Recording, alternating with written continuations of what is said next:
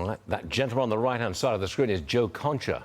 Democrats want Biden to make Trump's conviction a top election issue. Do voters care, Joe?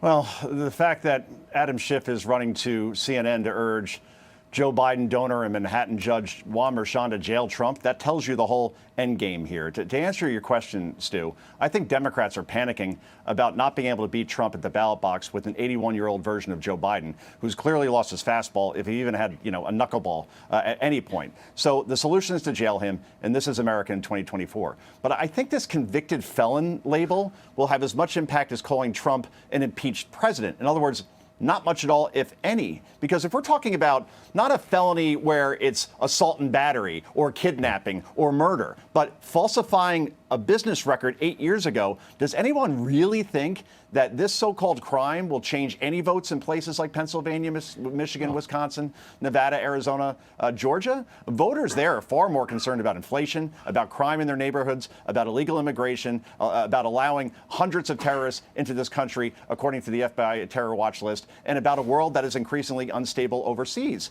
So you talked about it earlier this hour, Stu. Look at the numbers. In the span of 3 days, the Trump campaign has raised more than $200 million.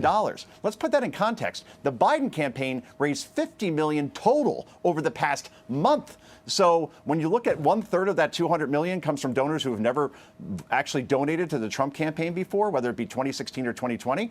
Trump's actually bringing in voters that may never have voted in any presidential elections before, and that may help decide this election. Now take a look at this opinion piece. It's in the New York Times. Quote, Hunter Biden should take a plea deal quickly. Wait a minute. Has Biden lost the support of the New York Times? Well, at least one opinion writer anyway. But I think sacrificing Hunter here, Stu, with a slap in the wrist, a little jail time through a plea deal, accomplishes what the Biden campaign needs, and that is Hunter Biden's trial out of the news cycle as quickly as possible. The longer this drags on, the more it eats into time about the media discussing Trump's trial and tribulations. And the president's son is clearly a liability and has been for some time. We all know that. And Democrats just want this to go away, and the best way to do that is through a plea deal and just get it in and out of court as quickly as possible. Just get it out the way now, or as soon as possible. Yeah. You got that right, Joe. Donald Trump just joined TikTok, the app he once tried to ban when he was president. He's already gained 3.5 million followers on TikTok. The Biden campaign has only, 340,000, I think.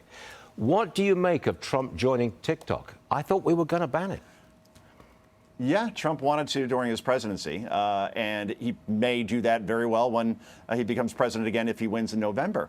Trump has been making significant inroads with young voters compared to his numbers in 2020, Stu. And the best way to build on that momentum is by using the app that more young voters use to get their news and spend their time on, and that's TikTok.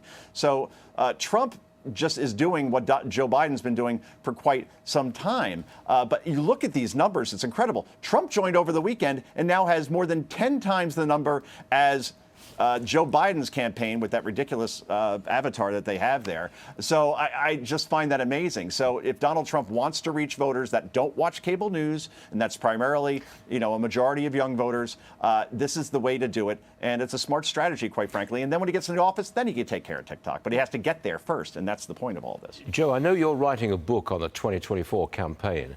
I'm just wondering if you went to the big fight night in Newark, in New Jersey, this weekend, because the reception that Trump got was simply astonishing. 16,000 people at the Rock in Newark, the home of my New Jersey Devils. I would have liked to have gone just to witness that, just to talk to some people in the crowd. But unfortunately, I did have to work. I did the big weekend show on Saturday, and by the time I got out, it just wasn't going to happen at my age at this point. But remarkable performance in terms of the ovation that he received. I think that really stood out. Oh, yeah. He's got the support of fight fans, that's for sure. Joe Concha, we'll see you again real soon. Have a great day. See you later.